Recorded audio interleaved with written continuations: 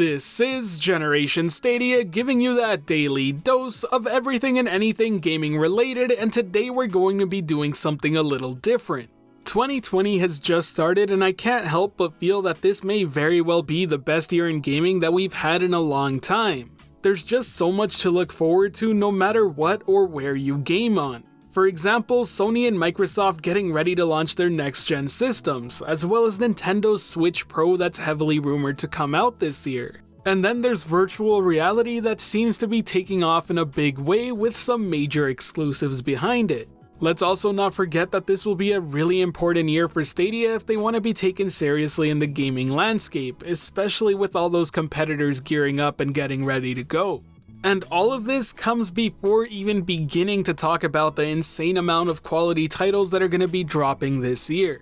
But let's take it from the top and start with the next-gen systems. Both the PS5 and the Series X are going to be arriving this year, and it's going to be an insane time for fans on both sides. Now, I plan on making some more in-depth videos on my current thoughts of each one, but for now I really want to focus and discuss on what I believe will be the biggest change to come with these systems that will really give everyone that wow factor when a new console cycle begins.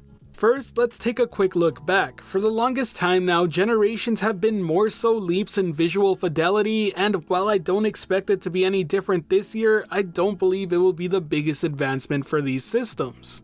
I'm also not expecting this to be the generation that every game runs at 60 FPS, especially in 4K, despite me hoping for it.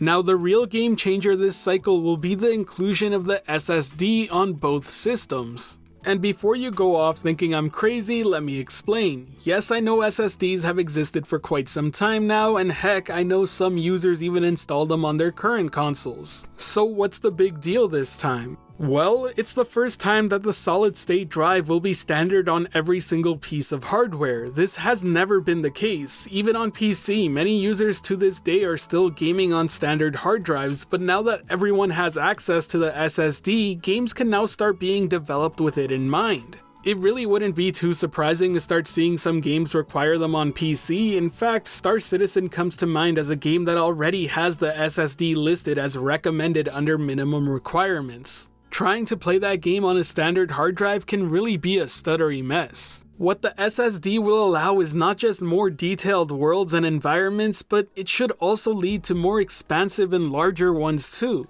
We will certainly see things that just wouldn't be possible on our current gen systems. Don't take my word for it? Well, here's a statement from one of the developers behind the upcoming PS5 game, Godfall.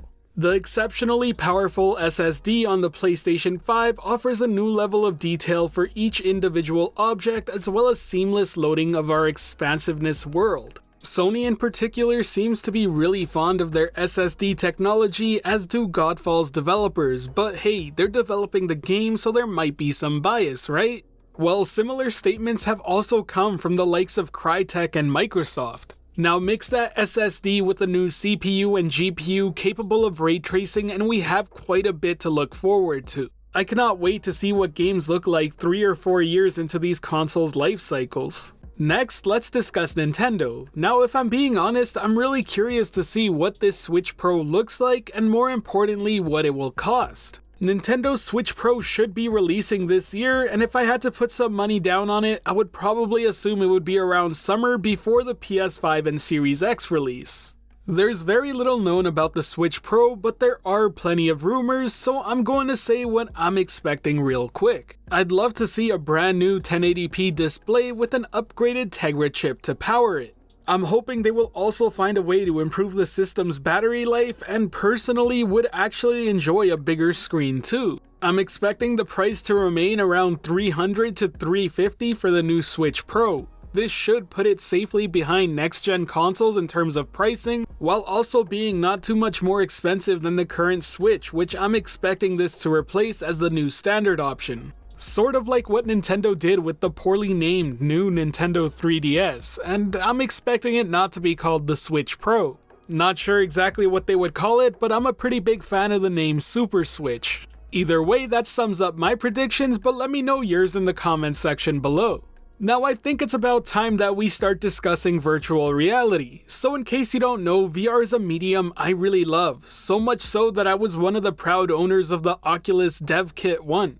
And ever since then, I have bought many more headsets. With that said, I won't lie, up until recently, virtual reality games have always felt a bit more like a proof of concept rather than full-fledged games. And sure, there have been many popular VR titles that have kind of gotten a big following, such as Beat Saber or Superhot.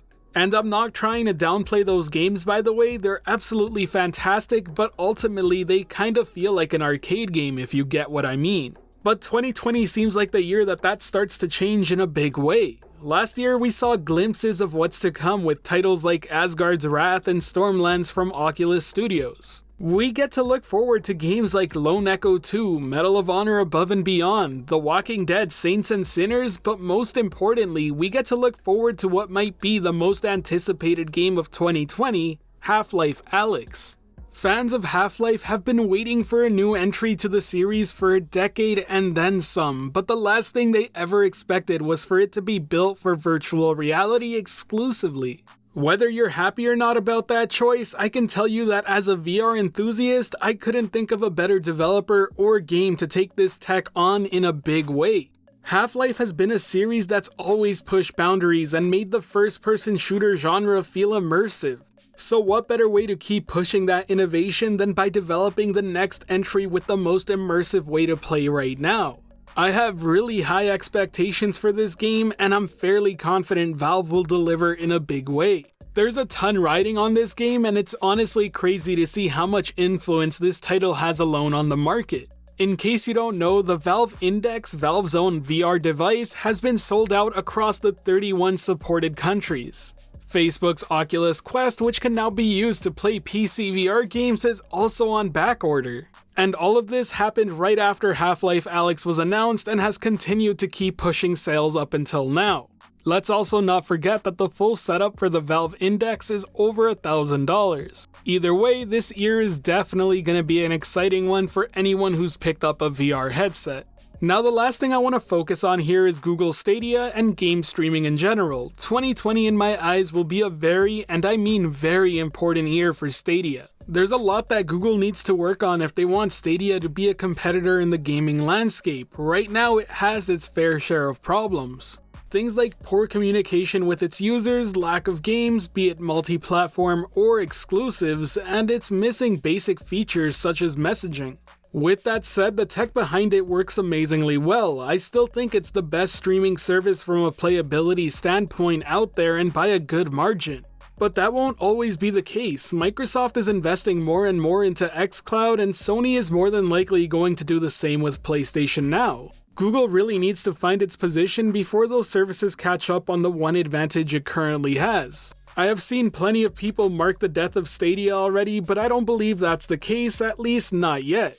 It's still way too early to tell whether or not Stadia is going to be successful, especially since the free base version hasn't launched yet. Stadia's ultimate advantage has yet to really be seen, and that's games being built with the cloud in mind from the ground up. And at the end of the day, that's going to be on Google to show. Now, I'm not sure if this year we'll see that come to fruition, but I really hope so. I want Google to succeed in this space, and I certainly think that cloud gaming has some huge potential. But lately it seems that Google has some high walls in front of it before it can be accepted by the masses, and I'm not 100% sure they will be able to find a way over them just yet. But what I will say is that I am rooting for them, and I do think that they have a chance at being a success. After all, they've shown us that the tech is already there, but now they have to prove it to the masses. And with the free tier of Stadia Base launching this year, it'll be interesting to see how much of a crowd Stadia can attract. Now, I didn't talk about the games, but honestly speaking, I'm sure you know all about them. 2020 will have games like Cyberpunk 2077, Ghost of Tsushima, The Last of Us 2, Halo Infinite, Doom Eternal, Half-Life Alyx, and so much more. There's a ton to be excited about, but this is where I want to ask you, what game are you looking forward to most, and more importantly, why? Do let me know in the comment section below, as I'm really looking forward to your answers. Now, if you enjoyed this video, be sure to hit that like button, as it really does help the channel out, and if you're wanting more content like this, be sure to subscribe and hit that notification bell as well. Today's end of video message is gonna be a quick question. How did you like this video? This probably marks the first video I do on the channel that talks about other aspects of gaming that aren't Stadia, and honestly speaking probably won't be the last, but I do want to make sure the video is relevant to those of you who watch on a regular basis.